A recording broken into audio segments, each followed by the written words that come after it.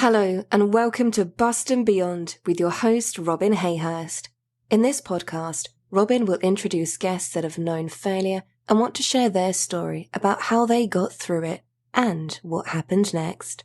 This will make you learn how to see things from a new perspective and avoid making the same mistakes.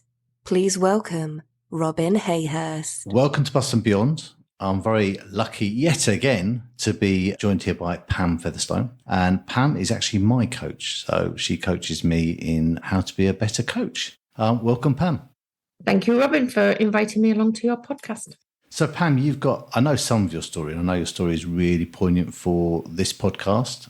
So you've really seen the extremes of failure in your health and in your business, and then really had the biggest turnaround. So I'm really interested to know more because I know a little bit about it, but not enough. Perhaps you can tell us a little bit about how you started off in life and got to running your first business. Yes, well, my very humble beginnings were I was born in a council house on a housing estate, and my parents were very poor. They worked really hard. There was always too much. In fact, it wasn't even a month at the end of the money. I think it was too much week at the end of the money back in those days. But I was really determined to be different, and I wanted to have my own business. And I knew that from a really early age because I wanted to be really different to my family and my parents. And so when I was 17, I actually started my own business. So what was your first business?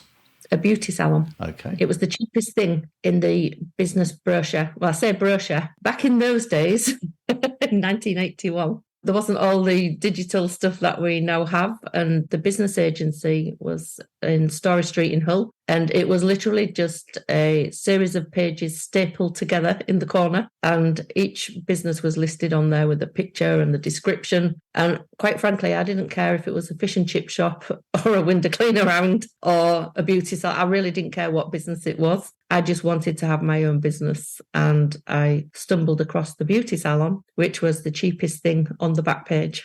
So I say it's the cheapest thing, but at the time, I'd just come back from France. I'd gone off to Paris and unfortunately ended up in hospital with peritonitis. And when I came back, I'd got a job on a YTS scheme, £11 a week for 40 hours work. And so I actually was looking at a business that was £9,000 at the time. So how did you go about funding that then? I literally went to 28 different bank managers to raise the money. I finally knocked the people down to £6,500 who were selling the business, and business bank manager number 28 finally said yes. So lots of similarities. Good old Mr. Sykes from Paragon Square, who promptly got a stomach ulcer thanks to me, I think. So a bit like J.R. Tolkien, who I think, that wasn't J.R. Tolkien, was it? What am I talking about? It was the author of Harry Potter who went to J.R. Rowling. Publishers. Yeah, J.R. Rowling. See, my knowledge of writers and names is terrible. Yeah. Well, each time I went and they said no, I asked them why they'd said no. So when I went to the next one, I was a bit more polished. I mean, I was only 17 at the time. I was absolutely clueless about business. All I knew was that I wanted to have my own business and be rich, and I make no apologies for it. And so I just literally kept going and going and going. And the furthest I went on my bike, I had an old butcher's bike that I'd bought for £10, a black bike with a basket on the front. And I actually went all the way from Hull to Goole to see one of the bank managers. They said no. It was a long rejection, that one. I remember my father telling me a story that when he was going to set up his business, this was 1969, so a bit before yours. And he had worked really hard to put a case together for the bank. And I think he was going to approach the Royal Bank of Scotland or whoever. And his neighbour was a bank manager, so he used to play chess with him on a regular basis. So he decided to go round there and put his case. And I think it was for a couple of £1,000. He was going to buy a site and build some houses on it. So it just shows you the difference in inflation on house prices that we talked about earlier. Anyway, so he sat down and went through the whole case with his neighbour, and his neighbour said, "Yeah, that's great, Brian." He Absolutely. said, "You got the money?" He said, "Yeah, but I've got to wait for the bank managers to say that." He said, "No, I am a bank manager. You've got the money." And that's how he ended up with Barclays. He was going to be with another bank. And in fact, that bank manager was a very good friend of his, ended up working with him about 20 years later. But yeah, so in those days, bank managers could say yes. It wasn't computers. Yeah, it wasn't computer says no. And I actually know for a fact that if it was now that I was setting out to do that, I would probably not even get in an appointment with a bank manager, never mind get rejected by one. I mean, they literally just didn't use computers then. And so every time I went to see someone, they just sat there in their offices listening to what I had to say. I didn't have a particularly fancy business plan or anything for the first half a dozen. Quickly learned I needed to have something in writing with some numbers. So that got corrected early on. But number 28 was actually Barclays, Mr. Sykes. And like I say, it was not a decision of the computer. There was no computers involved in it. He saw potential in what my ideas were and went along and agreed to lend me all of the money. So you got the loan. Yes. You bought the business. Yes. How did it go? What did you do next? That then started a journey of disaster after disaster and chaos after chaos. And me being a headless chicken and running around. The only thing I started my business with, apart from the bank loan to pay for the business, was unbridled enthusiasm. I literally had nothing else. And I hadn't studied business, uni or anything like that. My parents weren't from a business background. In fact, my parents were absolutely mortified. The loan I borrowed was more than my dad earned at that time in a year. So they was absolutely horrified what I'd done. I remember my mum saying, I won't be able to bail you out this time. And I said, I won't need bailing out. I'll be fine. And so I just worked really hard. Probably if I'd have got a job somewhere, patty slapping in Hull, as they were called, patty slappers, in the fish house, I'd have probably earned as much money for the amount of hours I was putting in. And I had no systems in place. It was just absolute chaos. I just used to go into work every day. Whatever came at me, I would do. I also behaved like I was the woman with a unlimited marketing budget. And every time the Hull Daily Mail rang me, would you like to advertise? We've got an offer on. It was yes. But amidst all that havoc and chaos, I did have one saving grace that I was really good at seeing what would work well, what would go well, what would be popular. And so, as well as my hard working ethic, I also had this, I don't know where it comes from, but I'm just really good at thinking, yeah, that'll take off well. When I see an idea, I'm usually right about whether it'll go well or not. And so I invested as I went along. I invested in new equipment and I started with a beauty salon, quickly added some beds, then I added a gym. So I was the first ladies only gym in Hull. Back in those days, there was no health clubs. There wasn't any of these fancy swimming pools. You know, if you wanted to go for a swim, you went to the baths, the council baths. And so it was just basically just hard work and whatever came my way. Absolutely no systems in place whatsoever. What are systems? What are systems? Yes, exactly. We don't need those. Okay, so you're there, you're full swing your business, it's growing, you're getting loads of entrepreneurial ideas, you're expanding like anything. What can go wrong? Everything. Everything can go wrong. And so basically, I worked really hard. In between running my businesses, I also managed to, I ended up with 5 businesses. So I kept on investing and bought other businesses and I bought property, got my first house. When I originally bought my business, I actually had a sleeping bag and I slept on the floor in my business for the first 6 months. But then I made enough money to be able to buy my first place, put a deposit down on an apartment and then later on a house. And then I had 5 businesses, and so between 1981 and 1989, I produced 5 businesses and a child. So I gave birth to my absolute best friend, my son Xander, who you know. And that has appeared on this podcast. Yes. And it was absolutely life-changing. So all of a sudden, I had this little human being who needed looking after as well. I went back to work when he was 2 days old. I had him in a Moses basket and I carried him around like an accessory in a handbag. It's just, poor child. I laugh about it, but actually there's a really serious side to this, because one of the reasons why I do what I do now is because I just ended up working all the time. I didn't have quality time with him. It was my unpaid receptionist from being about 6 years old. I probably put him off people for life, but I just made it work. I took him into work with me. I took him to the wholesalers, the suppliers. He was just involved in my business. But it was really difficult juggling all of that. And I ended up with a new bank manager. And I remember he came for a meeting with me and I had Xander with me. And he just said to me, businesses and babies don't mix. So that was the end of that beautiful relationship with him.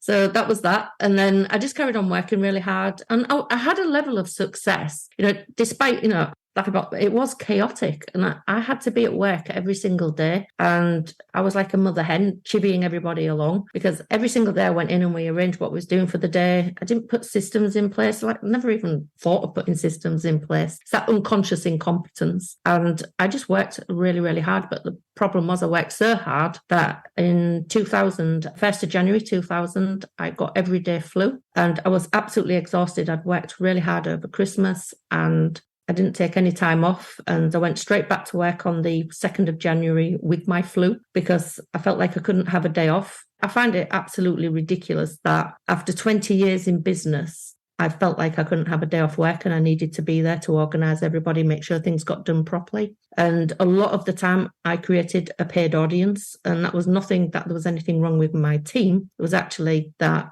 I was just doing everything because of the mayhem I caused through not having good systems in place. And then I went back to work on the 3rd of January and I felt really ill driving to work. I thought there was something wrong with my car because it was like jerking all the way into work. And when I arrived at my premises and went to get out my car, I realised that actually there was nothing wrong with the car. My leg wasn't working properly. And long story short, over the next 24 hours, my team had rang up my dad to come and pick me up because I just went into work and said, I just can't carry on anymore. I just feel so ill. And so my dad took me to the doctors who sent me straight into hospital. And that night, the flu virus that I had got into my spinal cord at the top of my neck. And over a period of 4 or 5 hours, it worked its way down the whole of my spinal cord. And it affected all the nerves that control all the muscles in my body. And I was completely paralysed from the neck down. And all because I thought I couldn't have a day off work when I was ill after 20 years in business. And you put it down to just overworking, stress, the environment you're in, rather than just unlucky, I caught this.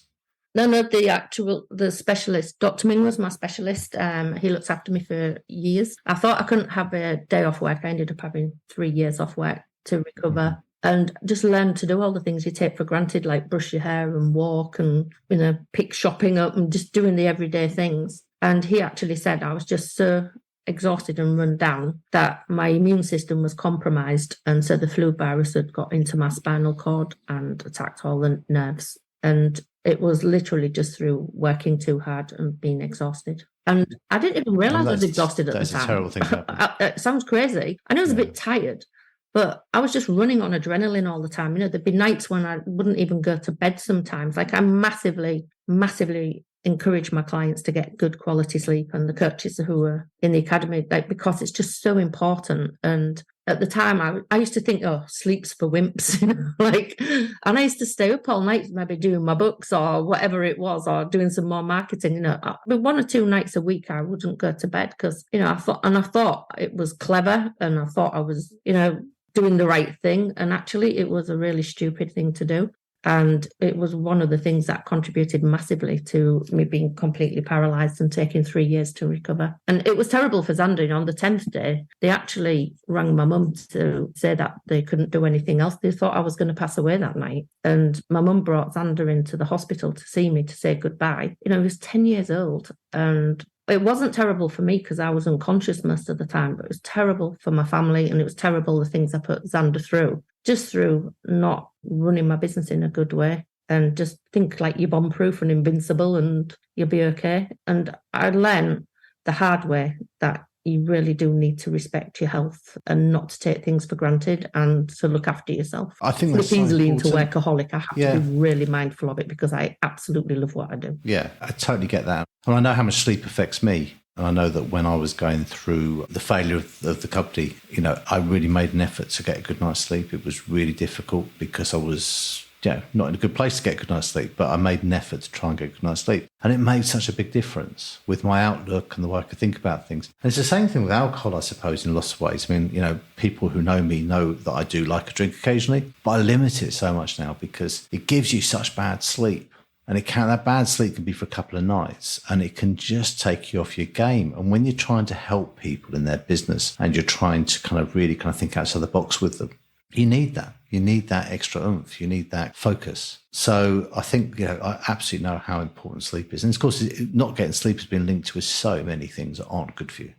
A massive amount of things. And I think it's something where there's almost, I had a complete identity shift when I started working with my clients as well. I mean, I've always, for years, had Xander educating me about sleep because he worked for a company called Complete Coherence. And one of the things they did was looking at heart rate variability and things like that, but also the importance of sleep. And then Xander went into more, deeper research on it. So I've really got passionate about encouraging people to sleep. And it's just incredible the difference it makes to your performance. And I used to have this, sleeps for wimps and, I only need 3 hours a night, 4 hours a night. A lot of those people who've said that end up with things like Alzheimer's, but it just massively affects your performance as well. And I think wanting to be congruent and we encourage our clients to be the best version of themselves so that, they're showing up and giving themselves the best chance of success. I think it's really important to be congruent and do those same habits as well. Sleep is probably one of the things I have to work the hardest at because I'm always so excited to be getting on with something. And Brian's enthusiasm still plays its toll. And I think, one of the big driving things I think people have, one of their big drives is family. And you forget, yes, being successful is fantastic for your family. Being ill or dead is not good for your family. And they'd rather you were slightly less successful and not ill or dead. So I think you've always got to take that into account that you can't, I always say, live for today with tomorrow in mind. Okay. So if you're going to do something today, do what you want, enjoy yourself, but, work as hard as you feel you want to, but don't do anything that's going to jeopardize tomorrow. Yeah. And I think the important thing is to do things in a way that doesn't jeopardize your health. One of my favorite quotes is from the Dalai Lama. I see it on the bookshelf behind me, and it's all about that. Well, all I can see is no recession here. Yeah, that's one of my favourite quotes. Is that what he said? But there's also the other one here. Let me see it up there. I'll get it down and read it because it's so important. He said, the Dalai Lama, when asked what surprised him most about humanity, answered, man, because he sacrifices his health in order to make money. Then he sacrifices his money to recuperate his health. And then he's so anxious about the future, he does not enjoy the present. The result being that he does not live in the present or the future. He lives as if he is never going to die and then dies never, having never really lived. And so ever since my spinal cord virus, when I was completely paralyzed and had to recover my health, I'm always mindful of that. And it's like my mantra. I keep it top of mind all of the time. And it's something I share with my clients as well. I also know that you have a countdown on your computer, haven't you? Yeah. To your predicted day of death, which let's hope is a long way past that. My clogs and to make sure that I make every minute and every second count. And I love and hate that. With balance. I love and hate that idea, but I haven't quite landed which side of the fence yet. It's definitely, it is important to make the most of everything and to get on with things. And procrastination is something that I see so much in so many people. And, I'll fix this tomorrow. I'll mend my company tomorrow. I'll get my health better tomorrow. Well, a bit like Annie, the song, tomorrow never comes. Because tomorrow, it'll be tomorrow. Yeah. Well, I've got a thing that's around to it. I'll get around to it tomorrow. Like, no, you're going to get around to it.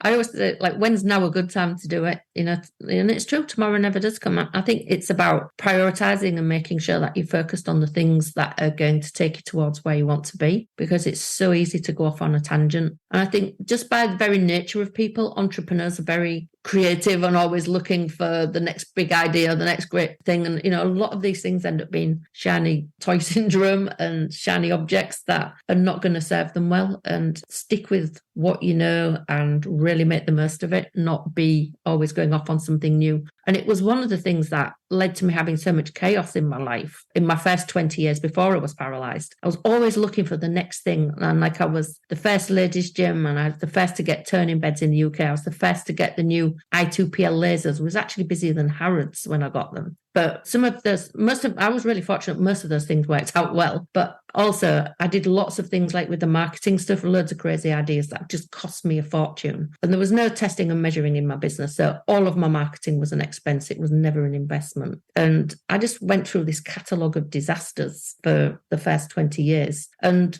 the thing is, you can have a level of success with your catalogue of disasters, because as long as you work hard and keep on going, my son was at private school. I ended up on my own with my son, and I had a really nice house in West Hull, it's a posh bit of town. And we had a good life. I had Mercedes, I had all the trimmings, I had money in the bank. And when I became paralysed, over those next 3 years, like literally everything went, and never had anything in place for safeguarding it. Just always thinking you're invincible as a business owner. I think we're just always having these next crazy ideas and thinking we're invincible. And I lost all of the money that I had in the bank. The house had to go and we ended up living in a rented squalor. The car went, not that I could drive it anyway for 3 years, but I didn't have a car when I recovered. And also my business ended up going from 500k in the black to 70 grand in debt when I finally went back to work, because there was just no systems in place and everybody just muddled along the best they could while I wasn't able to go into work. But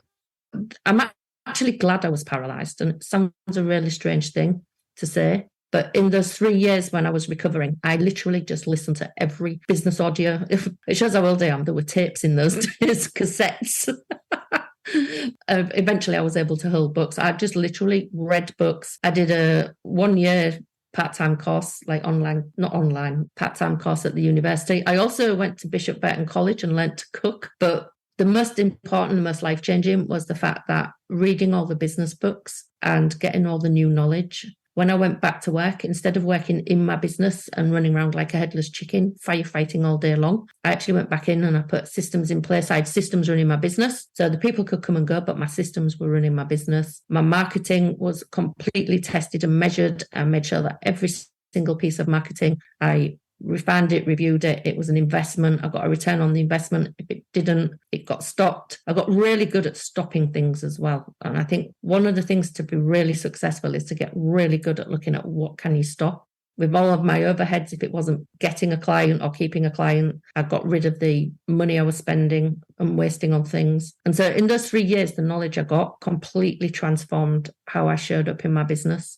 And it was that knowledge that enabled me within just 5 years. I'd made all of the money I'd ever dreamed of making, and I was able to sell out and retire when I was 46, all through getting the right education. So I'm really big on education, but useful education, not useless education like a lot of things you do at university. Yeah, absolutely. What did you feel about the quality of the education you got then? Because if you're doing it from tapes, you're doing it from books, you're doing it you were self-educating. Yeah, well, the business stuff, yeah, absolutely. People put a lifetime's knowledge into a book that just takes you a few hours to listen to or a few hours to read, and you just glean so much knowledge. Just incredible. And now even more so, because you can get information online, you can get information on YouTube. There's so many different ways to get that knowledge now. But I think one of the things as well is not just getting the knowledge. And I think it's the reason why people work with coaches and things, is because having the knowledge doesn't necessarily mean you're going to do it or do it in the best way possible or the simplest, easiest way. A lot of people who are overweight know what to do, but still don't do it, or they do it, but they don't stay there, they slip back. And I think one of the things about getting lasting transformational change is so important to look at having that right knowledge, but also getting your mindset right and looking at how you show up and do those things. Nick James I watched a video of his the other day, and he says, I want to think one of his stories is, he has a personal trainer. He doesn't want a personal trainer.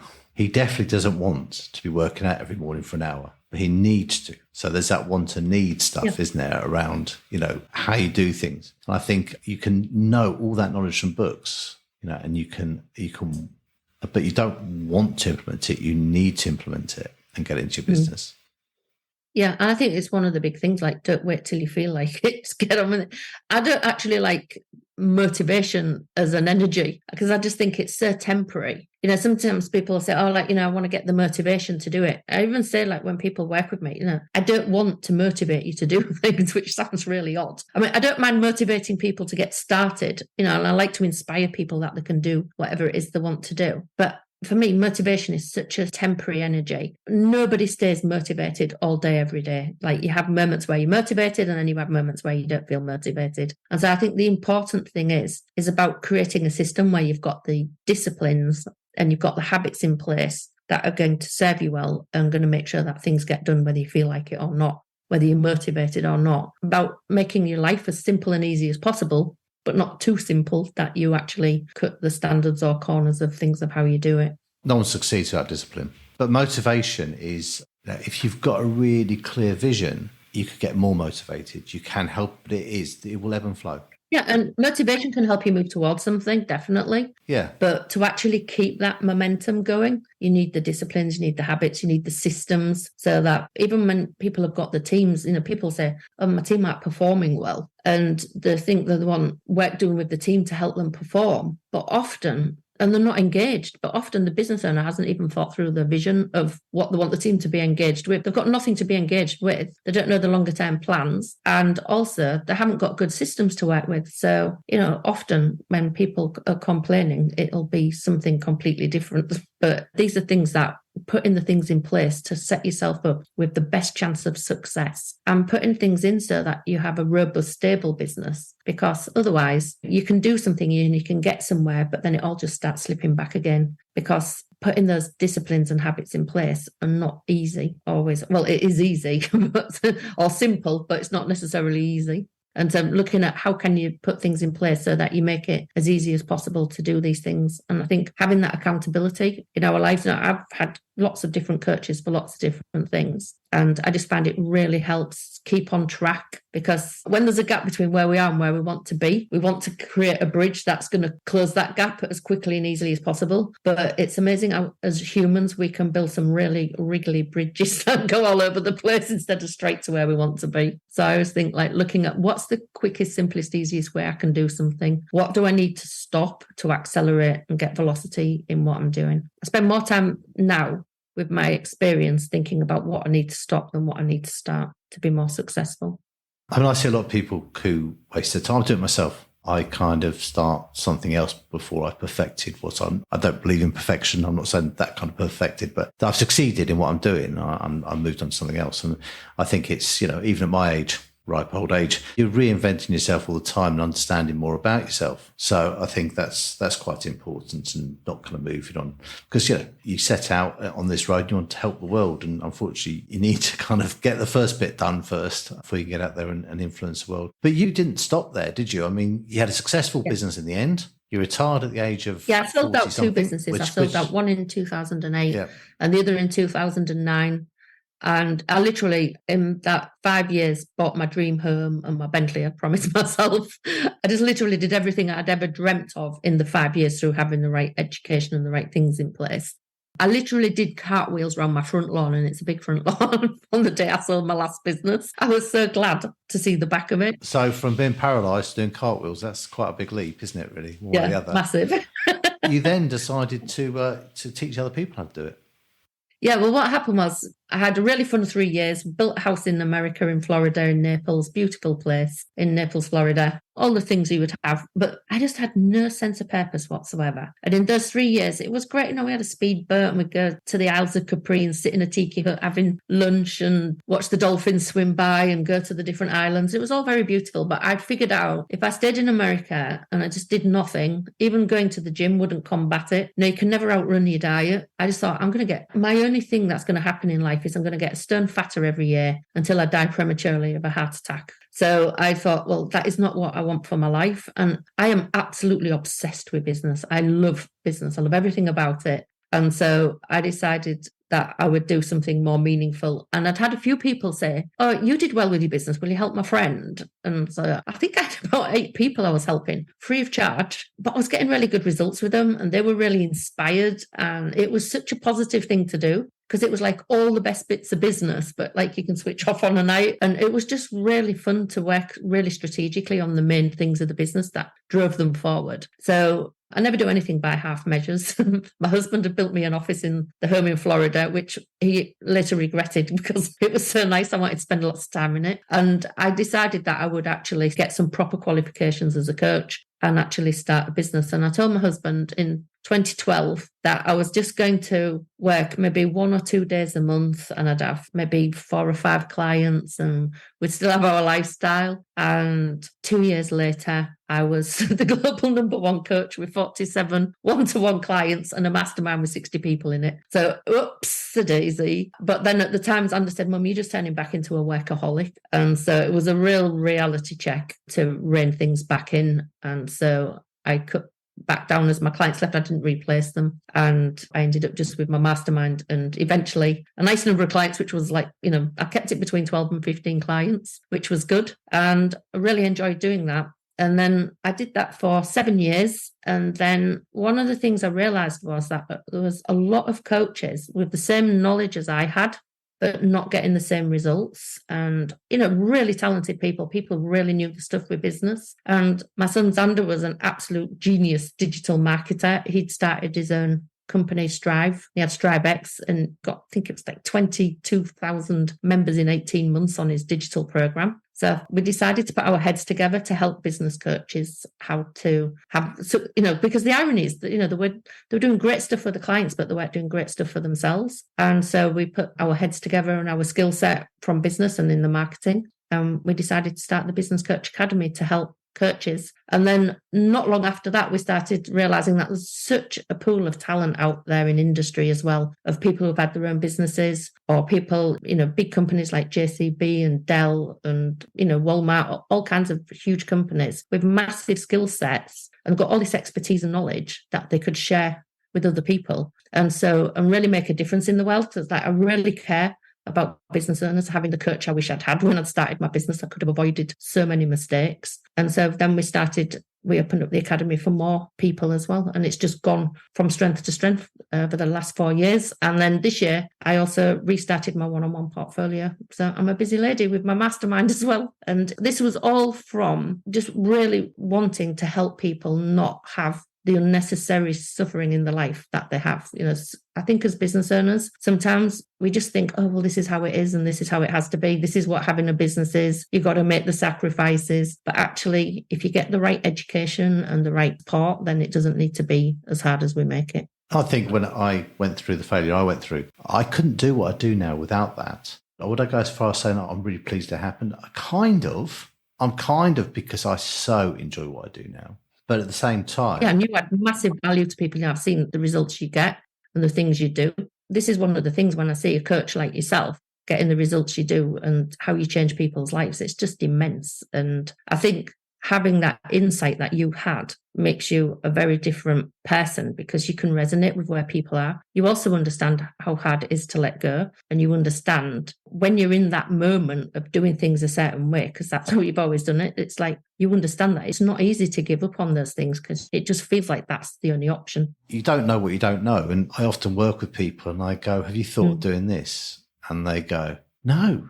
And it's not complicated. It's just they haven't thought of it. They haven't seen that as an idea. And these bits and pieces are things that change companies and change everything. Just having that other way of looking at it and a system to run through. So me and you have worked on systems quite a bit and how to implement them into businesses. And some of the systems I use are systems that you came up with. Not ashamed of saying that. I think they're brilliant. They work really well. And I wish I had them when I ran my business. But I also... Well, I wish I'd had my system for the first 20 years. But, it's... But now they help and serve a lot of people. But it's very easy to do things that don't serve you well because you serve in your business. You don't stop to think or look at what do I need to improve? What do I need to stop to free myself up to have the time to do things that are going to have the most impact? And I know that's one of the things we work with your clients very successfully. It's always challenging, but it's, the outcome is always amazing. And that's why I love it so much. You can see people's lives change. You take someone who really thought about closing his company. So he got to that point and then he loves it now. Absolutely loves it, and that's just one story. There's another very successful company I'm working with who just want to be a lot better, which is a lovely scenario for me because we're really fine tuning what they do and putting some systems in place. And even they're making huge strides forward. So all those different clients make my life very interesting and very enjoyable. I think one of the things as well is I think sometimes people think that people get coaches when they're broken. And often there are things that aren't as good as they need to be. There's always things in a business that can be even better. And I think some people think that they've got this bit of we're doing fine. Well, I'll just say, well, is fine good enough? Is there anything you'd like to better in your business? But life gets in the way of putting these things in place. And also you think you're fine because you just look at things with your current level of thinking and your current knowledge. And that third eye perspective, it can get you thinking very differently about things. And it's just so important to give yourself that quality thinking time, sit down, look at your business. What are the things that could be better? What are the bottlenecks? Are you having to deal with something that's not good on a day in, day out basis?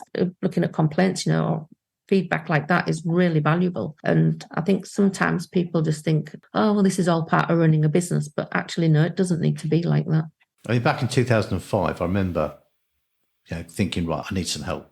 My father was still my mentor in the business, but I knew it needed to change. I knew that it was a bit stale and that things had moved on. But I didn't know what to fix. I didn't know how to do it. And I went out looking for some help. And there was no one that was industry specific. And that's what I was after, because what I wanted was quite grainy, kind of granular help. And there's absolutely no one. There are a few people around now, but there wasn't then.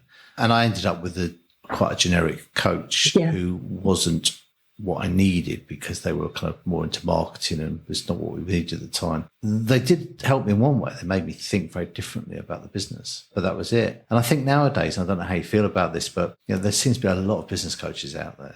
There are lots of business coaches, and some of them are doing a great job. And like in any industry, some of them are not doing a great job. And I think it's just in any business, there are restaurants we all love and there are restaurants we all think are utter rubbish. People give a restaurant 5 stars and other people give it a 1 star. And I think it's just about, with anything, it's about finding somebody who's the right fit for you and also has got the skill set and whatever it is you need, whether you need an industry expert or you need somebody who's got the specialism. But it's about making sure you get the right person, because I know I've heard people say, oh yeah, but coaching didn't work. But then when you look into it as well, often it's the person didn't work as well. It's not a miracle magic wand. It's, if you're going to do things differently in your business, you've got to be prepared to do, if you want the results to be different, you need to be prepared to do things differently. And that's what happened with myself as well. I had to figure out a better way to do things, because I couldn't have carried on doing what I did. I mean, if I'd have carried on, even if I hadn't got paralysed and I'd just carried on working the way I was, even if I hadn't worked myself to death, I would still be there, the chief cook and bottle washer. I would still be the one who had the paid audience, washing the floors, doing the books, doing treatments, looking after clients, answering the phone, doing the marketing. Just wear so many hats as a business owner. And if I hadn't had that life-changing experience, I would probably just be doing the same old right now as I did. And, I'm talking about 40 years later, it would just be same old. And so, although it sounds really weird, I am really glad I was paralysed, because I do believe I will be way more paralysed now in my business than any amount for those 3 years. I can totally see that. And I think,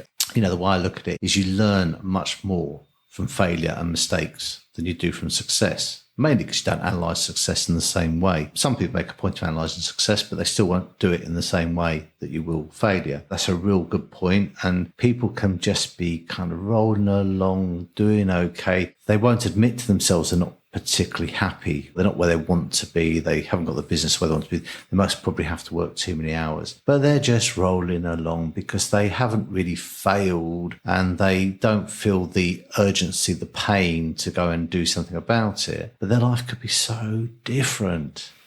Yeah, and you get comfortable being uncomfortable. When I first work with clients, sometimes it's sometimes more uncomfortable to stop being uncomfortable initially.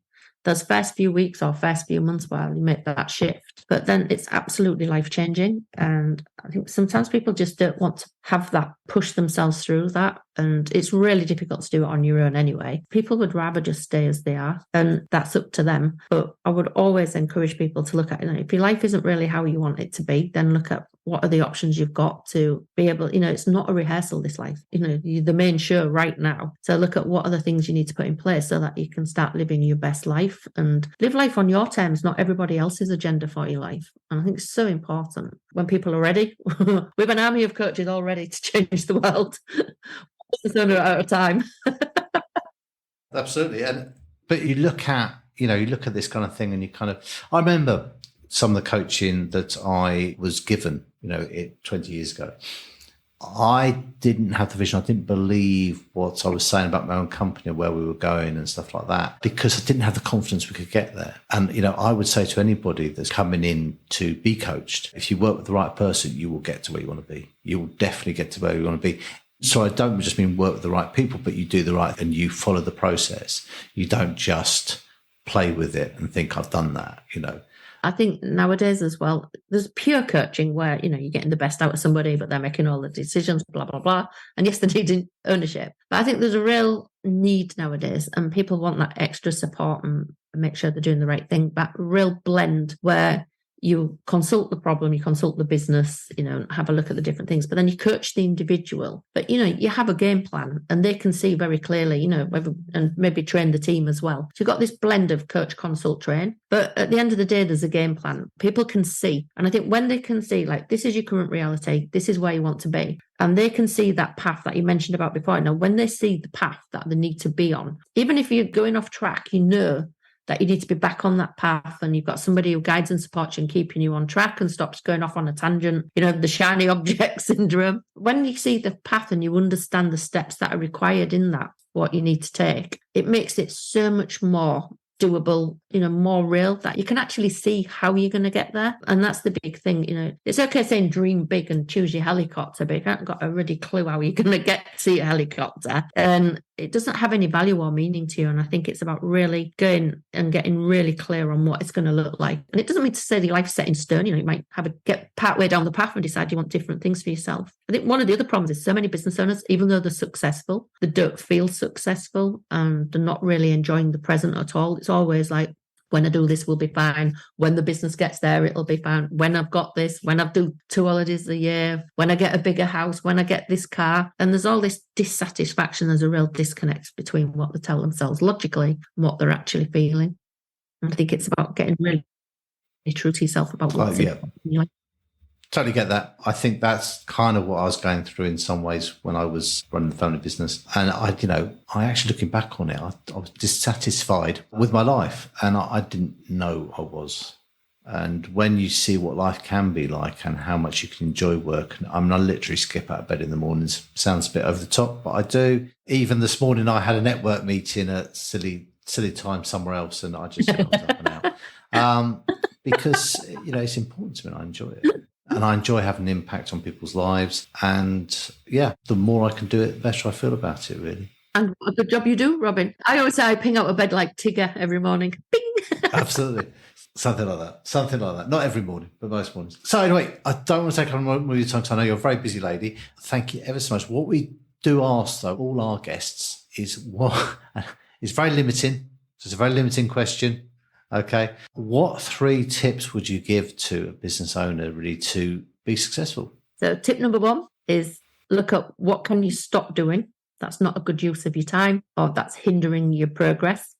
Tip number 2, always have at least a 13-week rolling cash flow so you really understand where the cash is in your business. And I'm not talking about profit, I'm talking about what's coming in, what's going out, and have a really good handle on your numbers. And the other thing that I would say is tip number 3, that to make sure that you've got a really clear plan of where you're going and that you get the right person to support you in executing on that plan so that you do things in the simplest, easiest way possible and don't make your life harder than it needs to be. And value your health. I'm going to have a 4th tip. Value your health above everything else. Sleep. Fantastic. Value your health, I think that's really important. You're nothing without your health, are you? So that's so important. Well, thank you ever so much. I think there's huge value in that conversation. I hope my listeners think so as well. Thank you, Robin. And keep making the difference you're making, the impact. It's great to see the difference you are making. Brilliant. Thank you. All right, take care. Thank you very much for that. Thanks for listening to Bust and Beyond with Robin Hayhurst. Be sure to tune in next time and visit his website at robinhayhurst.com.